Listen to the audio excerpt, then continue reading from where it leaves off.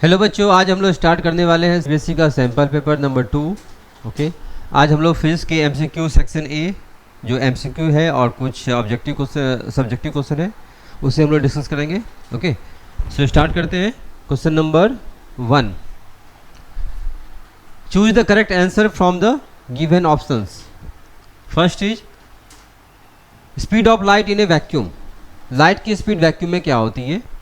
First option 3 × 10⁸ metre पर second, second is 3 × 10⁸ centimetre पर second, third is 3 × 10⁸ kilometre पर second and the last is 3 × 10⁸ millimetre पर second. Okay, सो कौन सा option correct है?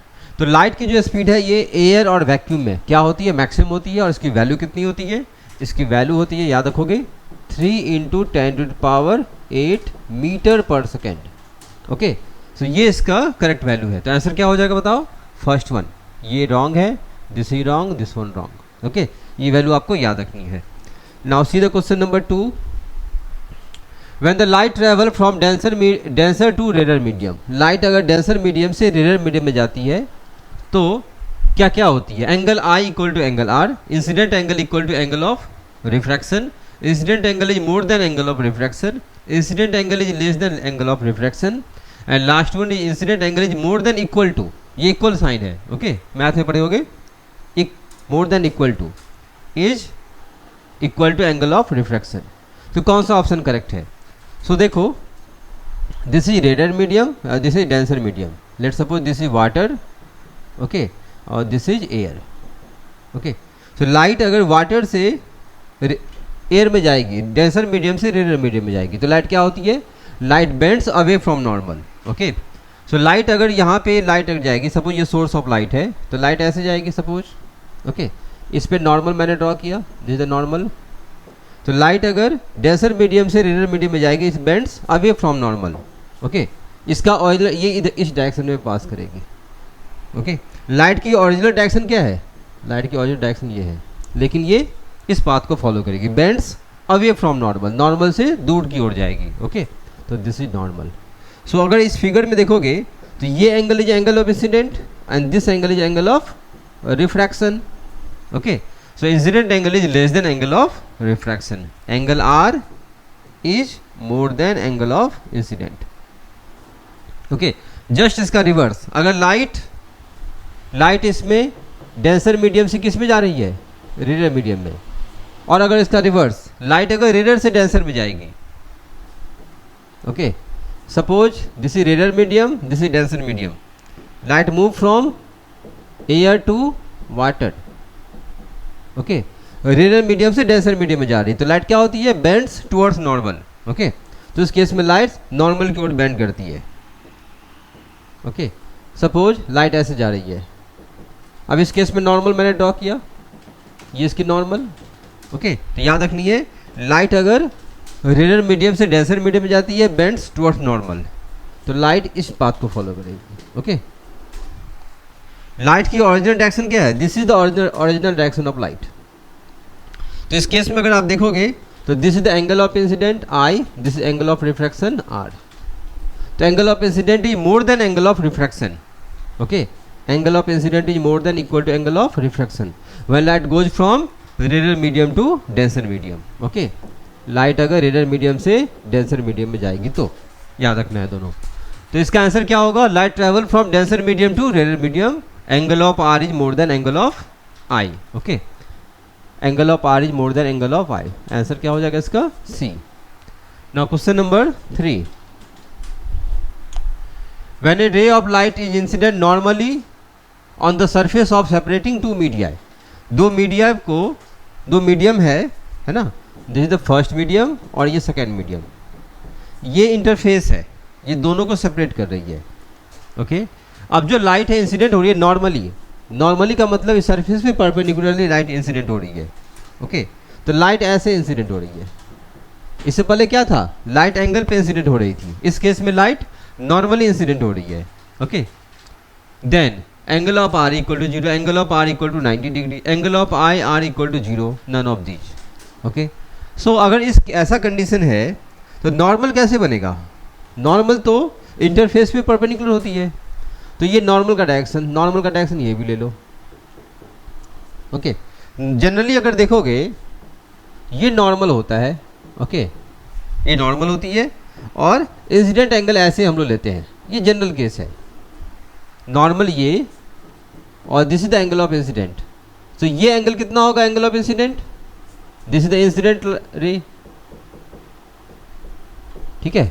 अगर ये नॉर्मली इंसिडेंट होगा मतलब क्या होगा, ये जो इंसिडेंट लाइट है इसको इधर फोल्ड करोगे, है ना, इसको क्या करेंगे क्लॉकवाइज डायरेक्शन में फोल्ड करोगे, तो जब ये 90 डिग्री आ जाएगी तो आई का वैल्यू क्या होगा 0।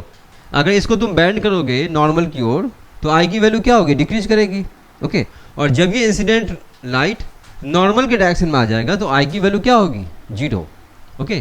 तो इस केस में आई का वैल्यू क्या हो जाएगा 0, ओके।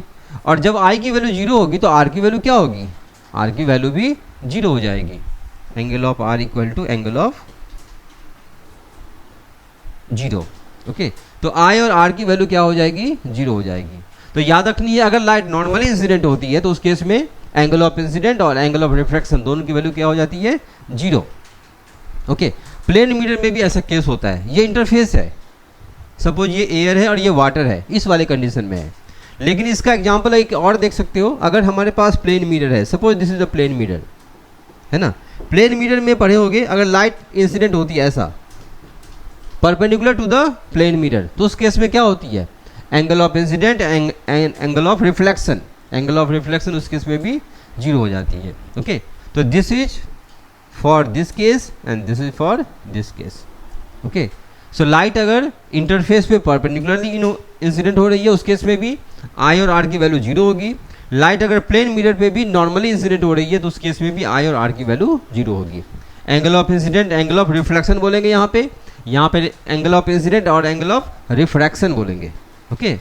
तो आंसर क्या हो जाएगा इसका C, wrong, okay. Now see the question number 4। Absolute refractive index of a transparent medium is always. Absolute refractive index क्या होती है, एब्सोल्यूट रिफ्रैक्टिव इंडेक्स हम लोग किसके रिस्पेक्ट में निकालते हैं, एयर के रिस्पेक्ट में निकालते हैं, ओके। तो एब्सोल्यूट रिफ्रैक्टिव इंडेक्स को डिफाइन कैसे करते हैं, इट इज डिफाइंड एज और म्यू, और वी कैन से म्यू से भी नोट करते हैं और कहीं कहीं देखोगे एन से भी नोट करते हैं। Absolute refractive index is equal to speed of light in air, speed of light in air by speed of light in medium, speed of light in medium. So light का speed maximum किस में होता है, light का speed maximum air में maximum होता है, okay. So light की स्पीड मैक्सिमम होती है एयर में, इसकी वैल्यू क्या होती है 3 × 10⁸ मीटर पर सेकेंड, ओके। अब अगर लाइट का स्पीड किसी भी मीडियम में निकालोगे उस मीडियम में लाइट की स्पीड इससे कम आएगी, क्योंकि ये जो वैल्यू है ये मैक्सिमम होती है, ये वैल्यू क्या होती है मैक्सिमम। इससे ज़्यादा लाइट का स्पीड नहीं पॉसिबल है, हो ही नहीं सकता है। इसका मतलब जो भी स्पीड एग्जिस्ट करेगा वो इससे कम एग्जिस्ट करेगा, ओके। तो जब मीडियम में स्पीड निकालेंगे लाइट की वो वैल्यू इससे कम आएगी, ओके।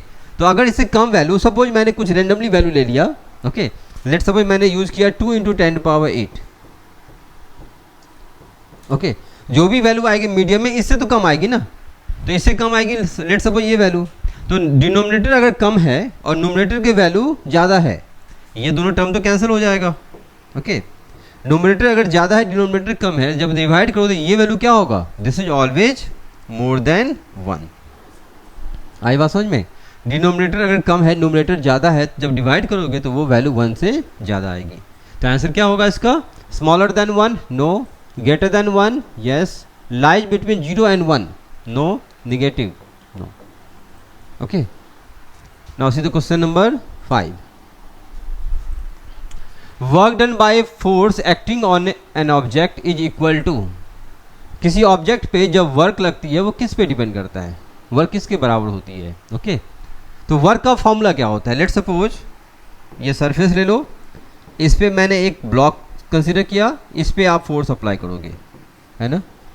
तो क्या होगी, ये ब्लॉक मूव करेगी, कोई भी डिस्टेंस मूव किया, लेट सपोज ये एस, ओके। तो वर्क का फॉर्मूला कैसे डिफाइन करते हैं, वर्क का फॉर्मूला क्या होती है, work equal to F S cos theta, ये वर्क का फॉर्मूला होता है। ओके, फोर्स और डिस्प्लेसमेंट के theta is the angle between force and displacement. Example, suppose मैंने इस फोर्स को चेंज कर देते हैं। ओके, अगर कुछ थीटा ले लो, अगर आप फोर्स को ऐसे अप्लाई करते हो, लेट सपोज मैंने फोर्स को ऐसे अप्लाई किया, ओके, और डिस्प्लेसमेंट हॉरिजॉन्टली है, और इसके फोर्स और डिस्प्लेसमेंट के बीच का एंगल मान लो थीटा, तो उस केस में जनरल फॉर्मूला वर्क का ये होता है, work equal to F S cos theta, where F is the force, S is the displacement, okay, and theta is the angle between force and displacement. Okay, तो ये work का general formula है, इसी के बेसिस पे हमें answer find करनी है। ओके, तो यहाँ से देखो, magnitude of force multiplied by the displacement in the direction of force. अगर इस केस में ये जनरल फॉर्मूला है, अगर इसमें थीटा का वैल्यू जीरो ले लोगे, अगर ये थीटा की वैल्यू जीरो ले लोगे तो ये थीटा है, अगर जीरो लोगे तो ये फोर्स का डायरेक्शन क्या हो जाएगा, ऐसे, है ना। तो उस कंडीशन में वर्क का फॉर्मूला क्या होगा, simple F into S cos theta, cos zero की वैल्यू 1। ओके, तो सिंपली क्या होगा, वर्क की वैल्यू एफ इंटू एस। सो अगर थीटा जीरो लोगे तो इस ब्लॉक पे अगर आप देखोगे तो देखिए इस ब्लॉक पे क्या हो रही है, फोर्स का डायरेक्शन ये हो जाएगा और डिस्प्लेसमेंट की डायरेक्शन ये। ओके, तो इस केस में क्या बोल सकते हैं, work is defined as magnitude of the force, मतलब ये फोर्स की value, okay, into multiplied by displacement in the direction of force. तो ये जो डिस्प्लेसमेंट है, ये डिस्प्लेसमेंट किसके डायरेक्शन में है, ये डिस्प्लेसमेंट फोर्स के डायरेक्शन में है। ओके, सो अगर थीटा की वैल्यू जीरो होगी तो इस ये हम लोग वर्क की वैल्यू बोल सकते हैं। सेकेंड ऑप्शन क्या है, magnitude of the force multiplied by the displacement in the direction perpendicular to the force. Okay, अगर सेकेंड ऑप्शन देखोगे तो सेकेंड ऑप्शन के अकॉर्डिंग ये फर्स्ट ऑप्शन के अकॉर्डिंग है। ओके, अगर आप सेकेंड ऑप्शन देखोगे, सो ये सपोज ये मैंने सरफेस चूज किया और ये ब्लॉक ले लो। ओके, डिस्प्लेसमेंट ये एस डिस्प्लेसमेंट, फोर्स क्या लिखा हुआ है, multiple displacement in the direction of perpendicular to the force. Force की परपेंडिकुलर डिस्प्लेसमेंट होना चाहिए, तो डिस्प्लेसमेंट अगर हॉरिजॉन्टल डायरेक्शन में लोगे तो फोर्स का डायरेक्शन क्या लेंगे, वर्टिकल डायरेक्शन में। तो इस केस में थीटा कितना होगा, 90 डिग्री। ओके, तो ये जनरल फॉर्मूले में अगर थीटा की वैल्यू 90 पुट करेंगे, कॉस 90 की वैल्यू 0, तो वर्क डन इस केस में क्या हो जाएगा, वर्क डन इस केस में 0 हो जाएगी। ओके, तो थीटा की वैल्यू अगर 90 डिग्री होती है, means angle between force and displacement अगर 90 डिग्री होगा तो वर्क की वैल्यू 0 आ जाएगी। ओके, तो ये तो आएगा ही नहीं, इस केस में वर्क क्या होगा, इस केस में वर्क की वैल्यू 0 आ जाएगी। ओके, इस केस में वर्क की वैल्यू क्या आ जाएगी, F S. Magnitude of the force divided by the displacement in the direction of the force. Work का फॉर्मूला तो ऐसा होता ही नहीं है, ये क्या बोल रहा है, force work equal to force by displacement. ऐसा कोई फॉर्मूला होता है क्या, नहीं होता है, पढ़े होगे, ये फॉर्मूला होता ही नहीं है वर्क का। Displacement divided by the magnitude of force, wrong है, ये भी वर्क डन का फॉर्मूला होता है क्या, बताओ, डिस्प्लेसमेंट बाय फोर्स होता है, नहीं होता है। ओके, अगर आप यूनिट से भी चेक करोगे तो रॉन्ग आएगा, क्योंकि फोर्स वर्क का यूनिट जूल, और यहाँ पे देखो ये डिस्प्लेसमेंट मीटर और newton, metre by newton, wrong है। लेफ्ट हैंड साइड और राइट हैंड साइड की ऐसा यूनिट भी क्या है, रॉन्ग है, यूनिट से भी चेक कर सकते हो, ये भी रॉन्ग यूनिट है, इसका यूनिट होगा जूल, ये आपका न्यूटन बाय मीटर, रॉन्ग है। तो करेक्ट ऑप्शन कौन सा आया, करेक्ट ऑप्शन आएगा फर्स्ट वन। ओके, वर्क कैसे डिफाइन करते हैं, magnitude of force and displacement in the direction of force, okay, along the direction of force. Question number 7, works has neither magnitude nor direction, only direction no magnitude, only magnitude no direction, both direction and magnitude.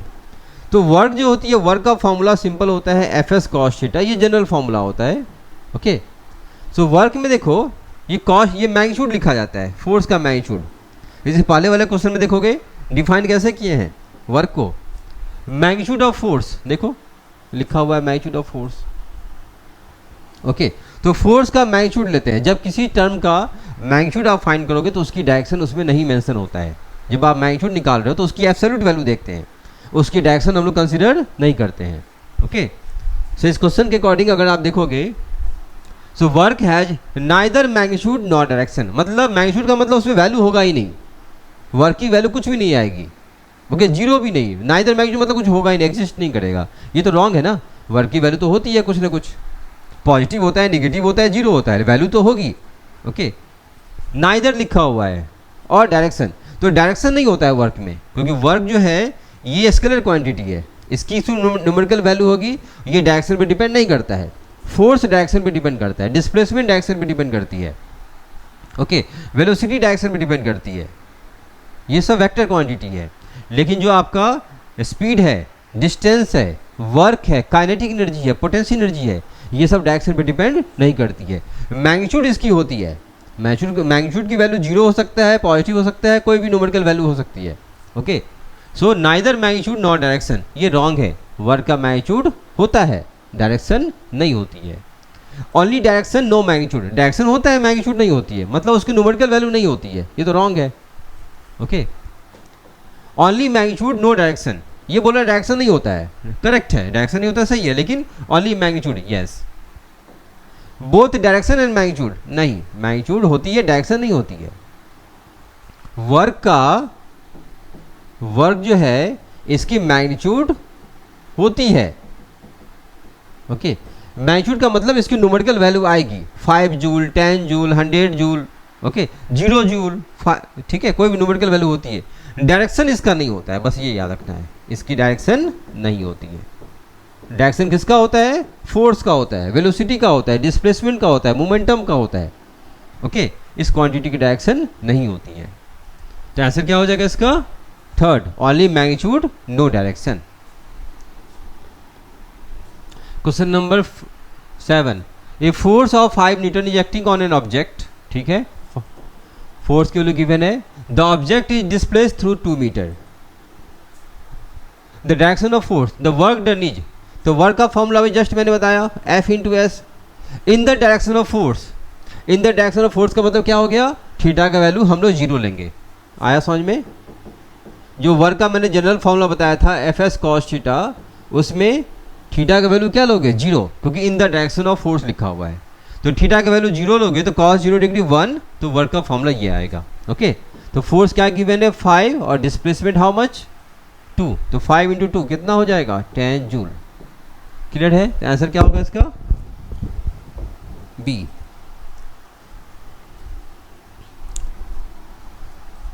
The following figure show the direction of magnitude field line due to a straight current carrying conductor, okay. Which of the following statement is correct? कौन सा option इसमें से correct है ये find करनी है, okay. Direction of magnetic field lines are correctly shown in both the figure, दोनों figure में direction of magnetic field line correctly shown है, okay. Direction of magnetic field line should be in the same direction in both the figure, दोनों में direction same होना चाहिए। In figure first direction of magnetic field line should be clockwise, in figure second direction of magnetic field line should B anti clockwise, okay. इसमें clockwise होना चाहिए, anti clockwise होना चाहिए। तो कौन सा ऑप्शन इसमें से करेक्ट है ये चूज करना है, ओके। तो कैसे निकालोगे इसके रूल, कैसे फाइंड करने के लिए? सपोज ये कंडक्टर है, पहले ये वाली फिगर देखते हैं, सेकंड फिगर। निकालने का मेथड क्या है? देखो, करंट जा रही है अपवर्ड डायरेक्शन में, तो जिस कंडक्टर में करंट जा रही है उस कंडक्टर को राइट हैंड से होल्ड करो। करंट ऊपर जा रही है, राइट हैंड से होल्ड करना है, ये राइट हैंड है, इसको होल्ड करना है ऐसे, ओके। थंब की डायरेक्शन क्या होना चाहिए? थंब की डायरेक्शन उस डायरेक्शन में होना चाहिए जिस डायरेक्शन में करंट फ्लो कर रही है। तो देखो इस फिगर में करंट जा रही है अपवर्ड, तो ये पेन कंसिडर करो, इसमें करंट की डायरेक्शन जा रही है अपवर्ड, तो राइट हैंड से इस पेन को होल्ड करना है ऐसे। थंब की डायरेक्शन करंट के डायरेक्शन में होना चाहिए, ओके। तो ये जो कर्ल फिंगर है, ये कर्ल फिंगर क्या देगी? मैग्नेटिक फील्ड का डायरेक्शन देगा। आई बात समझिए मैंने क्या बोला? जिस कंडक्टर में करंट जा रही है उस कंडक्टर को राइट हैंड से होल्ड करो, थंब की डायरेक्शन करंट की डायरेक्शन में होना चाहिए, और जो कर्ल फिंगर है, ये कर्ल फिंगर क्या देती है? मैग्नेटिक फील्ड की डायरेक्शन देती है। मैग्नेटिक फील्ड क्या होती है? क्लोज लूप बनाती है, हमेशा क्लोज पाथ बनाएगा। तो मैग्नेटिक फील्ड लाइन इस कर्ल फिंगर से निकलेगी, ऐसे निकलेगा, ऐसे जाएगा, ओके, ऐसे निकलेगी, ऐसे जाएगी। आई बात समझ में? तो इस फिगर में देखो, इस फिगर में अकॉर्डिंग यहाँ पे मैग्नेटिक फील्ड का डायरेक्शन इस पॉइंट पे, एक पॉइंट ये कंसीडर करो, एक पॉइंट ये कंसीडर करो। तो इस पॉइंट पे, यहाँ पे एक पॉइंट है और यहाँ पे एक पॉइंट है, तो मैग्नेटिक फील्ड लाइन ऐसे निकलेगी। यहाँ पे देखो, यहाँ पे मैग्नेटिक फील्ड का डायरेक्शन क्या है? इनवर्ड, इस डायरेक्शन में देखो आ रही है ना फिगर में, ओके। अगर ये पॉइंट यहाँ पे है तो मैग्नेटिक फील्ड ऐसे जाएगा, ऐसे, फिर यहाँ पे इधर इस डायरेक्शन में होना चाहिए, आउटवर्ड। तो देखो यहाँ पे मैग्नेटिक फील्ड आउटवर्ड आ रही है ऐसे, ओके। तो जो पॉइंट इस हैंड के राइट हैंड साइड में वहाँ पे मैग्नेटिक फील्ड की डायरेक्शन इनवर्ड, और जो पॉइंट इस हैंड के लेफ्ट हैंड साइड में उस पर मैग्नेटिक फील्ड की डायरेक्शन आउटवर्ड। तो यहाँ ये वाला पॉइंट पे आउटवर्ड बाहर की ओर, इस वाले पॉइंट पे अंदर की ओर। ये फिगर क्या है? ये फिगर करेक्ट है। अब आ जाओ इस पे, इस कंडक्टर में मैग्नेटिक करंट की डायरेक्शन इनवर्ड है, डाउनवर्ड। ओके, तो ये पेन है, इसमें करंट की डायरेक्शन डाउनवर्ड। तो पेन को क्या करेंगे? पेन को हम लोग ऐसे होल्ड करेंगे, इस पेन को ऐसे होल्ड करो। अब राइट हैंड से क्या करनी है? इस पेन को होल्ड करनी है। मैंने क्या बताया था? थंब का डायरेक्शन करंट की डायरेक्शन में होना चाहिए। अब करंट तो डाउनवर्ड जा रही है, तो ऐसे हैंड को नहीं होल्ड करेंगे। कैसे करना है? ऐसे अब होल्ड करो, ऐसे। क्लियर है? करंट जा रही है डाउनवर्ड, राइट हैंड से इस पेन को इस तरह से होल्ड करो जो थंब की डायरेक्शन करंट की डायरेक्शन में होना चाहिए। ओके, ये जो कर्व फिंगर है, ये कर्व फिंगर क्या देगा? मैग्नेटिक फील्ड का डायरेक्शन देगा। मैग्नेटिक फील्ड यहाँ से निकलेगा ऐसे, मैग्नेटिक फील्ड हमेशा क्लोज लूप बनाती है इस तरह से। ओके, तो जो पॉइंट इस हैंड के राइट हैंड साइड में है वहाँ पे मैग्नेटिक फील्ड का डायरेक्शन, और जो पॉइंट इस हैंड के लेफ्ट हैंड साइड में वहाँ पे मैग्नेटिक फील्ड का डायरेक्शन देखो ऐसे जा रही है। ओके, तो यहाँ पे मैग्नेटिक फील्ड का डायरेक्शन इनवर्ड, और यहाँ पे मैग्नेटिक फील्ड का direction outward. Okay, right hand side में देखो आउटवर्ड, इधर की ओर होना चाहिए, बाहर की ओर देखो, बाहर की ओर जा रही है। यहाँ वाला पॉइंट पे देखो अंदर की ओर, देखो यहाँ पे अंदर की ओर जा रही है ऐसे। ओके, इस वाले पॉइंट पे बाहर की ओर, इस वाले पॉइंट पे अंदर की ओर, इस वाले पॉइंट पे अंदर की ओर, इस वाले पॉइंट पे बाहर की ओर। सही है? ओके, तो ये फिगर भी क्या है? करेक्ट है। तो कौन सा ऑप्शन इसमें करेक्ट है बताओ? Direction of magnetic field lines are correctly shown in both the figure. Okay, direction of magnetic field lines should be in the same direction in both the figure. ये correct है इसका 8 number. आया बात समझ में? दोनों में मैग्नेटिक फील्ड का डायरेक्शन करेक्ट रिप्रेजेंटेशन है। ये भी गलत, ये भी गलत। Okay, question number 9, heat capacity of a body is defined at. Heat capacity कैसे डिफाइन करते हैं? देखो इसमें दो टर्म होती है, एक होती है आपका कंफ्यूज नहीं होनी है, एक होती है specific heat capacity, specific heat capacity, और एक क्या होती है? Heat capacity. इस क्वेश्चन में लिखा हुआ है हीट कैपेसिटी, वर्ड पे ध्यान देनी है। एक होती है heat capacity, heat capacity. Okay, so specific heat capacity के लिए फॉर्मूला क्या यूज करते हैं? याद करो, delta Q equal to M S delta T. तो एस को हम लोग क्या बोलते हैं? This S is called specific heat capacity. तो S equal to delta Q by M delta T हम लोग लिख सकते हैं। ओके, तो जब भी आप स्पेसिफिक हीट कैपेसिटी डिफाइन करोगे तो ये रिलेशन यूज किया जाता है स्पेसिफिक हीट कैपेसिटी को डिफाइन करने के लिए। बट हमारा क्वेश्चन हीट कैपेसिटी है, स्पेसिफिक हीट कैपेसिटी नहीं है। ओके, तो हीट कैपेसिटी के लिए रिलेशन क्या यूज करते हैं? इसी फॉर्मूले से आता है। ओके, तो ये जो आपका लिखा हुआ है एम एस डेल्टा टी, इस वाले टर्म को हम लोग क्या करते हैं? एक सिंबल सी से रिप्रेजेंट करते हैं, delta Q equal to C delta T, where C is called heat capacity. ये जो सी है, इसी सी को क्या बोलते हैं? Heat capacity. तो यहाँ पे सी कैसे डिफाइन करेंगे? C equal to delta Q by delta T. Clear है? तो जब भी हीट कैपेसिटी को डिफाइन करेंगे, मीन्स सी को डिफाइन करेंगे, तो ये वाले रिलेशन हमें यूज करनी है। ओके, इसकी बेसिस पे डिफाइन करेंगे। तो क्वेश्चन में देखना है हीट कैपेसिटी लिखा हुआ है या स्पेसिफिक हीट कैपेसिटी लिखा हुआ है। स्पेसिफिक हीट कैपेसिटी लिखा रहेगा तो इस वाले रिलेशन से डिफाइन करेंगे, हीट कैपेसिटी लिखा रहेगा तो इस वाले रिलेशन से डिफाइन करेंगे। ओके, अब आते हैं क्वेश्चन पे। Amount of heat capacity of a body defined as amount of heat energy required to raise the temperature of 1 degree C of 1 gram of substance. 1 gram लिख दिया यहाँ पे, लेकिन हीट कैपेसिटी में मास तो आता ही नहीं है। मास किस में आती है? मास आती है स्पेसिफिक हीट कैपेसिटी वाले में। ओके, तो ये ऑप्शन क्या है? रॉन्ग है, क्योंकि यहाँ पे मास गिवन है, ग्राम लिख दिया है। इस फॉर्मूले में कहीं पे मास है क्या? नहीं है। Okay, second formula, amount of heat energy required to raise the temperature of 1 degree C of a substance. इस डेफिनेशन में मास इन्वॉल्व नहीं है। ओके, अगर आप डेल्टा टी को 1 डिग्री सी ले लोगे, let's suppose this is 1 degree C. Okay, so अगर ये 1 हो जाएगा तो डेल्टा क्यू किसके बराबर है? डेल्टा क्यू सी के बराबर है। Okay, so amount of heat energy required to raise the temperature of a substance by 1 degree C is called heat capacity. तो डेल्टा क्यू सी के बराबर हो जाएगा इफ डेल्टा टी की वैल्यू 1 डिग्री सी। ओके, तो ये ऑप्शन सही है। C option, amount of heat energy required to raise the temperature of 1 kelvin of a substance. 1 kelvin, अगर डेल्टा टी की वैल्यू 1 केल्विन ले लोगे तब भी क्या होगा, सी की वैल्यू डेल्टा क्यू के बराबर है, क्योंकि ये डेल्टा क्यू लिखा हुआ है इस फॉर्मूले में। अगर देखोगे आप, डेल्टा क्यू और डेल्टा टी इन्वॉल्व है। डेल्टा टी का मतलब क्या होता है, डेल्टा टी का मतलब चेंज इन टेम्परेचर। ओके, और चेंज इन टेम्परेचर जब निकालोगे तो ये आपका केल्विन में भी निकाल सकते हो और डिग्री सी में भी कैलकुलेट कर सकते हैं। एग्जाम्पल, अगर मैं सपोज T1 टेम्परेचर मैंने लिया 100 डिग्री सी, ओके, और T2 टेम्परेचर मैंने ले लिया 101 डिग्री सी, तो इसका डिफरेंस कितना आएगा, T2 minus T1 that is 1 degree C, ऐसे भी लिख सकते हैं। ओके, लेकिन अगर टेम्परेचर केल्विन में लोगे, सपोज T1 मैंने लिया 100 केल्विन, ओके, और T2 मैंने लिया 101 केल्विन, तो इस केस में डेल्टा टी कितना आएगा, डेल्टा की 1 केल्विन के बराबर आएगा, हो सकता है। ओके, ये टेम्परेचर क्वेश्चन में कैसे यूज़ किया उस पर डिपेंड करता है। तो डेल्टा टी ये भी हो सकती है, ये भी पॉसिबल है। ओके, तो इसमें आंसर क्या होगा इसका, सी भी करेक्ट ऑप्शन है।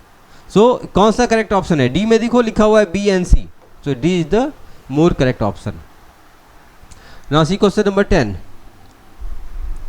मास number of an element is defined as. Mass number कैसे डिफाइन करते हैं, किसी भी न्यूक्लियस में देखोगे, किसी भी एटम में यहाँ पे न्यूक्लियस होती है, न्यूक्लियस में क्या होती है, प्रोटॉन और न्यूट्रॉन। इलेक्ट्रॉन कहाँ पे होती है, आउटरमोस्ट ऑर्बिट में रिवॉल्व करती है।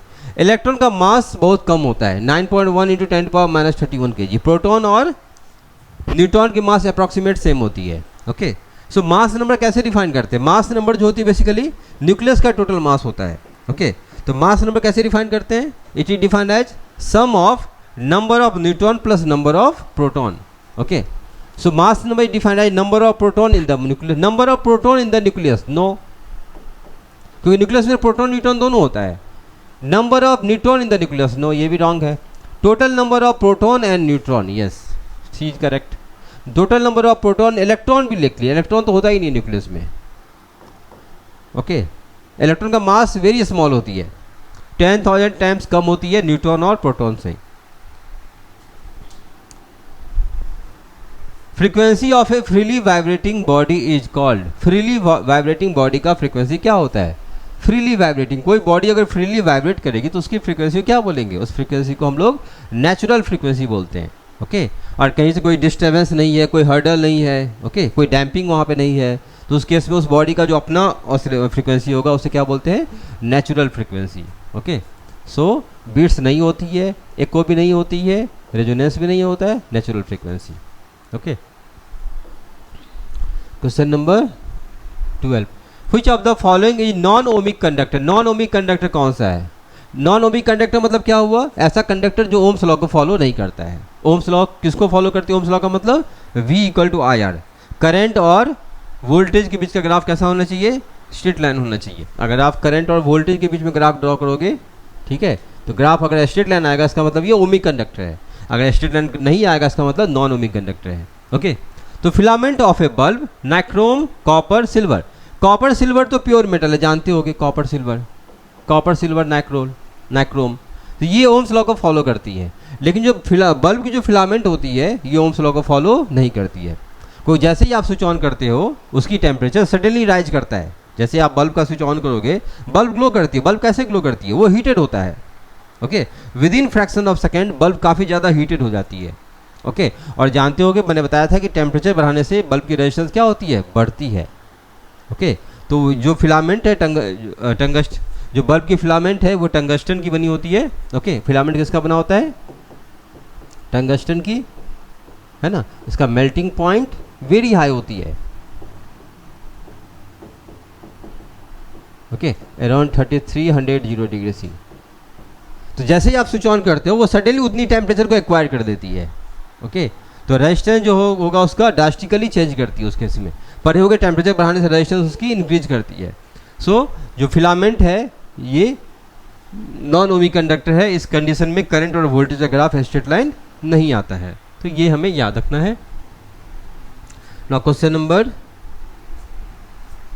12, current is flowing in a circular loop which of the following statement is incorrect, कौन सा इनकरेक्ट है। किसी सर्कुलर लूप में जब करंट फ्लो कर रही है तो इस ऑप्शन में से कौन सा ऑप्शन रॉन्ग है। सर्कुलर लूप का मतलब क्या हुआ, ये सर्कल है, इसमें करंट फ्लो कर रही है, ओके ऐसे, ओके। सो ऑप्शन देखते हैं, looking at the face of the loop if the current flows in the anti clockwise direction, current इसमें एंटी क्लॉकवाइज है, ठीक है, मैंने ड्रॉ किया है। Then that face has south polarity, अगर इसमें करंट एंटी क्लॉकवाइज है तो ये साउथ पोलैरिटी होगा, ये लिखा हुआ है। If the current flows in the clockwise direction then face are north pole, okay, अगर क्लॉकवाइज होगी तो नॉर्थ पोल होगी, ओके। कैसे बताएंगे बताओ, सिंपल याद रखना है, ओके, ये एंटी क्लॉकवाइज और ये क्लॉकवाइज, ओके। तो याद रखेंगे अगर ये क्लॉकवाइज होती है तो ये ऐसे ऐसे लिखेंगे, देखो ये एस में अगर ये एरो बना हो तो कैसा सिंबल बनेगा, देखो ऐसे, कैसा ओरिएंटेशन होगा इसका, क्लॉकवाइज। तो याद रखेंगे अगर किसी लूप में क्लॉकवाइज करंट है ना, तो फ्रंट से अगर देखेंगे तो वो कौन सा पोल बनेगा, वो साउथ पोल को रिप्रेजेंट करता है। और करंट अगर एंटी क्लॉकवाइज है तो एन को देखो, एन को हम लोग ऐसे लिखते हैं, ओके, इसमें एरो सिंबल ऐसे बनाओ, ऐसे, okay.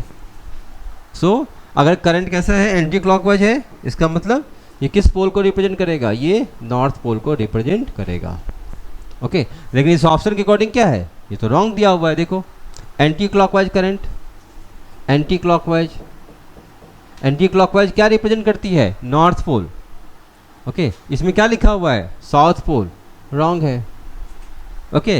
If the current is flow in clockwise, this one क्या बनती है, साउथ पोल, इसने क्या लिखा है, नॉर्थ पोल, तो this option is wrong.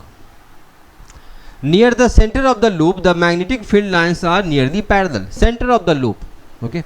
So center of the loop में मैग्नेटिक फील्ड कैसे होती है, पैरेलल होती है, ये लिखा हुआ है क्वेश्चन में, ओके। सो अगर ये आपका मैग्नेटिक लूप है, ओके, तो सेंटर, करंट कोई भी डायरेक्शन ले लो, करंट मैंने सपोज ये ले लिया, ओके, तो मैग्नेटिक फील्ड का डायरेक्शन क्या होगा, जो रूल मैंने पहले बताया था उसी मेथड से निकालो।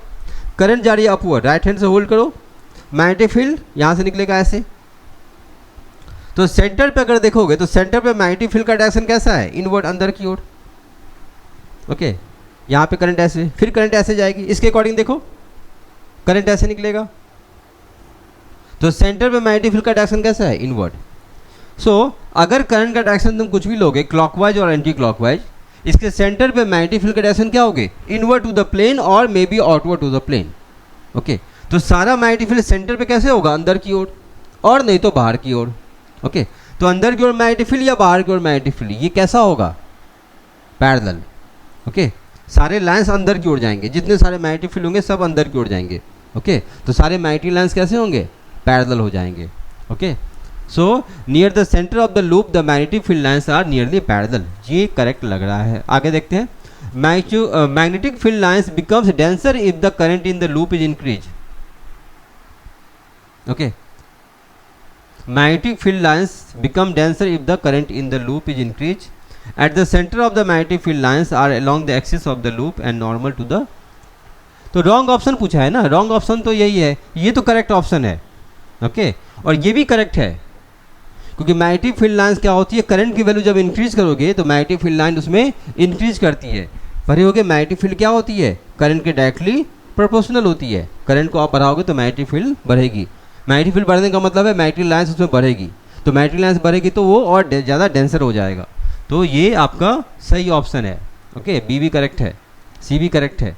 Eight the center of the magnetic field lines are along the axis of the loop and normal to the plane of loop, okay. Center पे मैग्नेटिक फील्ड क्या होती है, एक्सिस के डायरेक्शन में आती है, और नॉर्मल तो होती है प्लेन के नॉर्मल, क्योंकि ये अगर सरफेस है तो इसके मैग्नेटिक फील्ड का डायरेक्शन सेंटर पे अंदर की ओर होगा, तो मैग्नेटिक फील्ड का डायरेक्शन और ये जो प्लेन है ये तो 90 डिग्री पे है ऐसे, ओके। तो ये भी ऑप्शन करेक्ट है। रॉन्ग पूछा गया इसलिए इसका आंसर क्या होगा, A, this is the answer, okay, क्योंकि क्वेश्चन में इनकरेक्ट पूछा गया है। The amount of heat energy required to raise the temperature of 1 gram of substance through 1 degree C, 1 gram of substance को 1 डिग्री से बढ़ाने के लिए अमाउंट ऑफ जो एनर्जी हीट एनर्जी होती है वो क्या डिफाइन करती है? हीट कैपेसिटी या specific capacity, 15 calorie 1 calorie. Okay, इसका आंसर क्या होगा? Specific heat capacity. Okay, amount of heat energy अभी जस्ट मैंने डिस्कस किया था, डेल्टा क्यू इक्वल टू क्या होती है? M S delta T. तो एस इक्वल टू क्या से लिखोगे? Delta Q by M delta T. Okay, so amount of heat energy required means delta Q required to raise the temperature of 1 gram of substance. Mass की value ले लो 1 ग्राम और delta T ले लो 1 degree C. Okay, तो अगर ये 1 हो जाएगा, ये भी 1 हो जाएगी, तो एस किसके बराबर है? डेल्टा क्यू के बराबर है। तो amount of heat energy required to raise the temperature of 1 gram of substance through 1 degree C is called specific heat capacity. Okay, तो आंसर क्या हो जाएगा इसका? बी। कैलोरी नहीं होता है, कैलोरी के लिए सब कुछ सेम होती है। Amount of heat energy required to raise the temperature of 1 gram of substance through, ये जो 1 डिग्री से लिखा हुआ है, इन प्लेस ऑफ दिस 1 अगर ये ऐसा लिखा हुआ 13.5 degree C to 14.5 degree C, तब ये कहलाएगा 1 कैलोरी। यहाँ भी 1 डिग्री सी डिफरेंस है, 13.5 14.5 डिफरेंस कितना आएगा? 1 डिग्री सी। लेकिन यहाँ पे ये टेम्परेचर मेंशन करना मस्ट है। अगर ये टेम्परेचर मेंशन करोगे तब ये कैलोरी का डेफिनेशन हो जाएगा। क्लियर है? तो आंसर क्या होगा इसका? बी। हीट कैपेसिटी को मैंने पहले डिफाइन किया था। हीट कैपेसिटी में अगर ये मास नहीं होगा, सिंपल अगर डेफिनेशन ऐसे बोलेंगे, amount of heat energy required to raise the temperature of substance through 1 degree C. Mass को अगर मेंशन नहीं करोगे तो ये डेफिनेशन हो जाएगी हीट कैपेसिटी का। अगर मास को मेंशन करोगे डेफिनेशन में तो वो डेफिनेशन हो जाएगी स्पेसिफिक हीट कैपेसिटी का। और अगर डेफिनेशन में टेम्परेचर की वैल्यू 13.5 से 14.5 अगर मेंशन करोगे तो वो डेफिनेशन हो जाएगी 1 कैलोरी की। क्लियर है? Now question number 15, masses of electron, proton and neutron capacity. Okay, electron, proton और न्यूट्रॉन का मास क्या होता है? ये वैल्यू तो आपको याद रखनी पड़ेगी, है ना। फ्रिक्वेंटली एग्जाम में भी आता है और जब न्यूमेरिकल बनाओगे वहाँ पे भी यूज होगा, तो ये वैल्यू आपको याद रखनी है। इलेक्ट्रॉन का मास क्या होती है? 9.1 × 10⁻31। ये तो सब में दे रखा है, इसमें भी ये तो रॉन्ग है, 27 दे रखा है। प्रोटॉन और न्यूट्रॉन का मास अप्रॉक्सीमेट सेम होता है, एग्जैक्टली सेम नहीं होता है। पावर दोनों का सेम होता है, 10⁻27 प्रोटॉन में भी आती है, 10⁻27 न्यूट्रॉन में भी आता है। लेकिन जो न्यूमेरिकल वैल्यू 1.66 वो डिफरेंट होती है। अप्रॉक्सीमेट अगर देखोगे तो प्रोटॉन और न्यूट्रॉन का मास सेम होता है। ओके, तो कौन सा सेम है? देखो ये 9.1 तो गलत है। ओके, ये सही है, ये वाली वैल्यू। ओके, इलेक्ट्रॉन का मास 9.1 10⁻31 kg, प्रोटॉन और न्यूट्रॉन का मास सेम होता है, पावर -27 आता है, ये याद रखना है। ओके, तो ये वैल्यू है, आपको याद रखनी है। नेक्स्ट हम लोग देखते हैं व्हाट इज द, ये सेकेंड क्वेश्चन है। Okay, what is the work done by force when the force is normal to the displacement produce in the same direction as the displacement produce. Okay, क्या होगा? तो मैंने एक बताया था कि वर्क का फॉर्मूला क्या होता है, general formula Fs cos theta. ये फॉर्मूला याद रखनी है जब भी आप वर्क डिफाइन करोगे तो।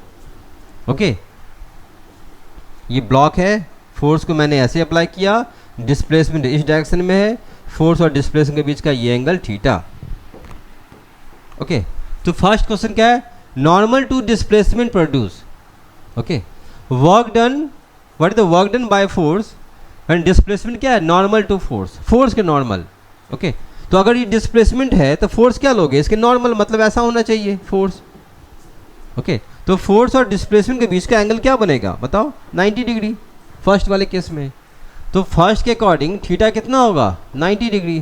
थीटा 90, तो cos 90 की वैल्यू क्या होती है? cos 90 की वैल्यू 0। तो वर्क का फॉर्मूला कैसे लिखेंगे? Fs × cos 90 0, this value is 0। तो वर्क डन क्या हो जाएगी? 0। Okay, now come to second part. In the same direction as the displacement produce. अब जो फोर्स है और डिस्प्लेसमेंट है वो सेम डायरेक्शन में, डिस्प्लेसमेंट बॉडी का फोर्स के डायरेक्शन में ही है। तो डिस्प्लेसमेंट अगर बॉडी का फोर्स के डायरेक्शन में है तो थीटा की वैल्यू क्या होगी? मीन्स अगर आपका ये बॉडी है, ओके, डिस्प्लेसमेंट और फोर्स दोनों सेम डायरेक्शन में, this is the direction of displacement, okay, और this is the direction of force. तो फोर्स और डिस्प्लेसमेंट अगर सेम डायरेक्शन में है तो थीटा की वैल्यू क्या लोगे? बताओ कितना आएगा थीटा की वैल्यू? ओके, थीटा की वैल्यू कितनी आएगी, दोनों पैरेलल हो गया ना, तो थीटा की वैल्यू क्या होगी 0 डिग्री। यहाँ पे दोनों परपेंडिकुलर हो गया, ओके, इसलिए थीटा की वैल्यू 90 डिग्री। तो थीटा जब 0 होगा तो इसमें cos 0 की वैल्यू क्या आएगी 1, cos 0 डिग्री कितना आएगा 1, तो वर्क डन का value F S, simple F S हो जाएगा। ओके, तो सेकेंड का आंसर क्या हो जाएगा, work equal to F S, first का आंसर वर्क इक्वल टू 0। ठीक है, क्वेश्चन नंबर इसका B part, state the SI unit of specific heat capacity and heat capacity. ऐसा यूनिट बतानी है, okay, specific capacity and heat capacity का। तो formula मैंने बताया था, इससे प्रीवियस क्वेश्चन में भी एमसीक्यू में मैंने डिस्कस किया था, फिर से देखो। स्पेसिफिक हीट कैपेसिटी रिलेशन क्या होती है, delta Q equal to M S delta T. Okay, तो S means specific heat capacity, कैसे निकालोगे, S equal to delta Q by M delta T. अगर इसकी यूनिट निकालनी है ऐसा यूनिट, तो क्या होगा बताओ, SI unit of S equal to SI unit of delta Q M और डेल्टा टी, सबका ऐसा यूनिट पुट करो। तो डेल्टा क्यू का ऐसा यूनिट क्या होता है जूल, मास के लिए केजी और डेल्टा टी के लिए केल्विन। ओके, तो joule per KG kelvin, this is the SI unit of specific heat capacity. Now come to heat capacity. Heat capacity की ऐसा यूनिट क्या होती है, तो हीट कैपेसिटी के लिए क्या डिफाइन करेंगे, again delta Q equal to क्या, delta Q equal to MC delta T, इस तरह से डिफाइन करते हैं। नंबर ऑफ मोल भी लिखा जाता है वहाँ पे, है ना, या सिंपली इसको ऐसा लिख दो, C delta T, C is the heat capacity. Okay, तो हीट कैपेसिटी कैसे डिफाइन करेंगे, इस फॉर्मूले के बेसिस पे सी इक्वल टू कैसे लिखोगे, delta Q by delta T. Okay, तो सी इज कॉल्ड हीट कैपेसिटी। तो इसकी ऐसा यूनिट क्या होगा बताओ, सी का यूनिट कैसे निकालेंगे, ऐसा unit of C equal to क्या, ऐसा unit of delta Q by delta T. तो डेल्टा क्यू का क्या होता है जूल और डेल्टा टी का क्या होता है केल्विन, जूल पर केल्विन। हो गया, यही आंसर है इसका। क्लियर है, रिलेशन पता होना चाहिए, रिलेशन मालूम है आप यूनिट निकाल सकते हो।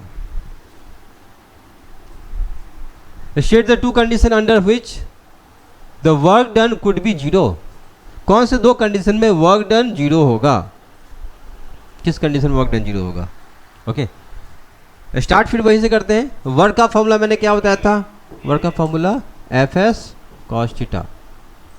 ओके, तो वर्क डन अगर जीरो करोगे मीन्स क्या, this value should be zero. ये जीरो कब कब हो सकती है सोचो।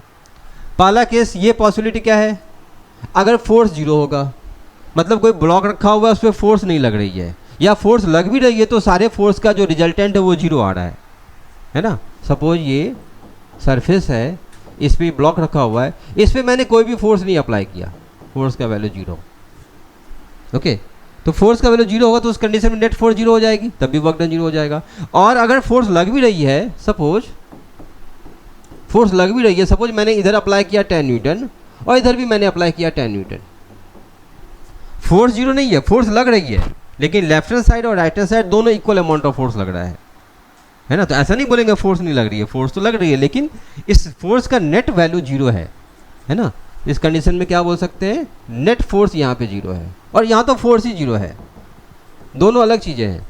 तो नेट फोर्स जीरो है तभी वर्क डन जीरो हो जाएगा, और फोर्स जीरो है तभी वर्क डन जीरो हो जाएगा, है ना। तो वर्क डन जीरो कब हो सकती है, first condition if net force equal to zero. Okay, net force या resultant force. Okay,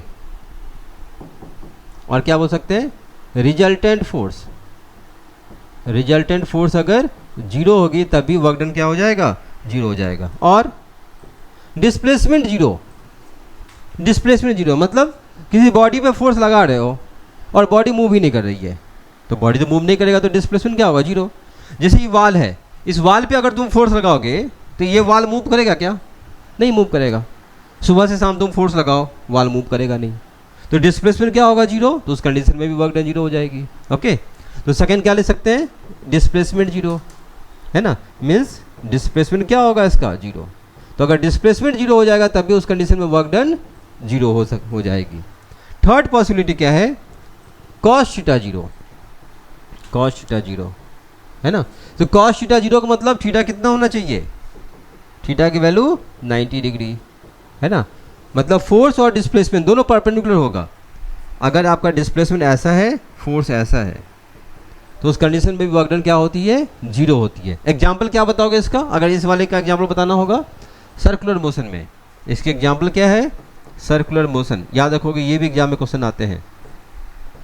circular motion में वर्क डन क्या होता है, जीरो होती है। क्यों जीरो होती है, क्योंकि सर्कुलर मोशन कुछ इस तरह से होता है। ओके, फोर्स सेंटीपिटल फोर्स किधर लगती है, सेंटर की ओर, है ना, और बॉडी किधर मूव करती है, बॉडी मूव करती है इसके सरकमफेरेंस पे, तो यहाँ पे डिस्प्लेसमेंट का डायरेक्शन है ऐसा। ओके, तो डिस्प्लेसमेंट और फोर्स के बीच में एंगल क्या होती है, 90 डिग्री हमेशा होता है सर्कुलर मोशन में। इसलिए सर्कुलर मोशन में वर्क डन क्या होती है, जीरो होती है। तो मैंने 3 कंडीशन बताया, लेकिन आपको सिर्फ 2 ही कंडीशन लिखनी है। क्लियर है।